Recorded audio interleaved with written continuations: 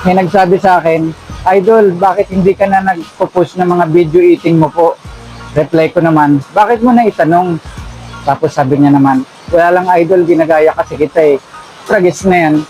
Kailangan pa pala, lahat ng kain ko, ibibidyo ko, para makita niya, para lang may magaya siya, di ba? Parang gago nun. Akala niya madali lang mag-video, imbis kakain lang ako, stress-free, kailangan ko pa mag-set up ng video, tapos i-edit ko pa yon para lang meron siyang magaya. Bakit kaya ganun? Nung hindi pa naka-proper human diet, ang daming kinakain na pagkain na hindi maganda sa katawan, walang tanong-tanong. Pero ngayon nag-proper human diet, baliktad.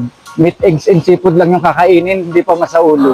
Baliktad eh. Imbis na tumalas yung utak dahil naka-proper human diet, baliktad eh, lalong pumupurol eh. Diba? Saka kung ako yung ginagaya mo, diba dapat mas madali mong masasaulo? Kasi paulit-ulit lang yung kinakain, tapos walang prutas at gulay. Proper human diet ay meat, eggs, seafood, water, salt. Tapos you will avoid the industrial oil, vegetable oil, seed oil. Ang gagamitin mong oil, butter, tsaka animal fat. Matik na yun kasi di mo na magiging problema yun dahil marami kang makukuhang animal oil sa mga niluluto mong karne.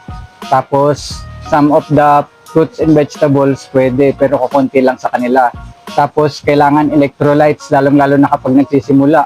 Yun, ganun ang kadali ang proper human diet. Pinapahirapan nyo eh. I'm so sick of that.